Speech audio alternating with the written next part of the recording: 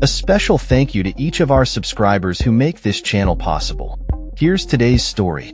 Tens of thousands of Israelis have taken to the streets in cities across the country, demanding an end to the ongoing conflict in the Gaza Strip and calling for the safe return of hostages held by Hamas. This unprecedented wave of demonstrations comes as the Israeli military intensifies its operations in Gaza City, leading to fears for the safety of the approximately 50 hostages believed to still be alive in the besieged enclave. The protests, marked by chants of "We don't win a war over the bodies of hostages," reflect a growing discontent among the Israeli public regarding the government's handling of the situation. With schools, businesses, and public transport shut down in solidarity, the National Day of Action has united families of captives and bereaved families under a common cause. Organizers reported that nearly 500,000 people participated in the protests in Tel Aviv alone, making it one of the largest demonstrations since the conflict escalated nearly 2 years ago.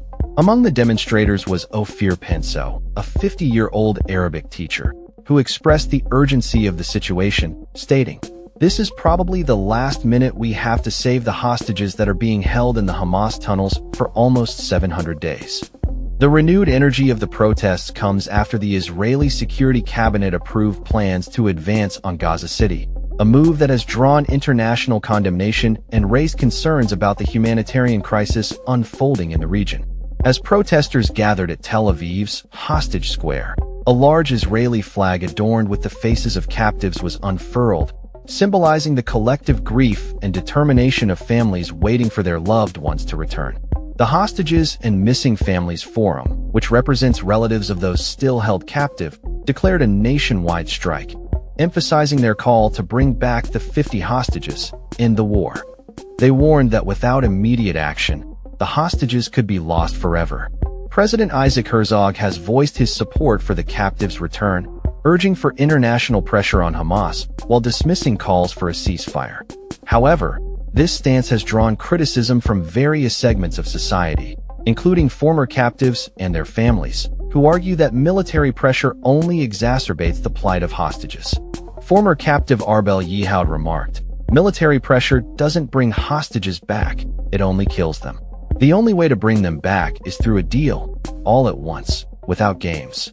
The situation in Gaza has escalated dramatically, with reports indicating that over 61,000 Palestinians have been killed since the conflict began, a majority of whom are women and children.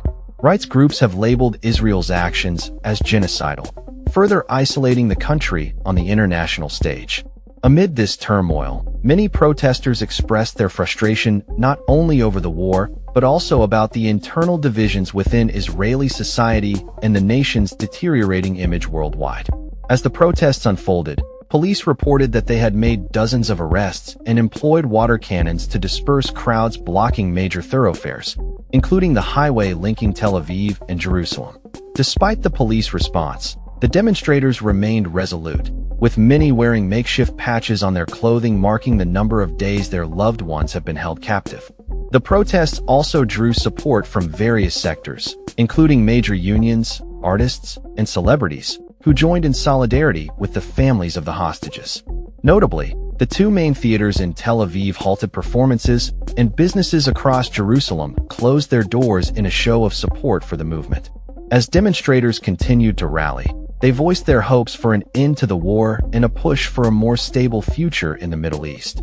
Doran Wilfund, a 54-year-old tour guide, encapsulated the sentiment of many when he said, "It's time to end the war. It's time to release all of the hostages. And it's time to help Israel recover and move towards a more stable Middle East." The aunt of Israeli-German hostage Alon Ohel shared a heart-wrenching plea during the demonstration, describing her nephew's dire condition and urging for his rescue. "He is bound in chains, severely wounded, and likely to lose his sight. He is suffering from severe head injuries and shrapnel throughout his body, and he is alone. He is hungry, hot, and gasping for breath. His life is in imminent danger. Save him," she cried. Opposition leader Yair Lapid also participated in the strike, emphasizing the need for the government to prioritize the lives of the hostages over military objectives. "Our hostages are not pawns that the government is allowed to sacrifice for the sake of the war effort. They are citizens that the government must return to their families, he stated passionately. As the protests continue to gain momentum, it remains to be seen how the Israeli government will respond to the growing demands of its citizens for peace and the safe return of their loved ones. The situation in Gaza remains precarious, and the future of both the hostages and the region hangs in the balance. That's all for this story. We upload videos every day covering many different subjects, so hit that subscribe button to stay informed. Thanks for watching.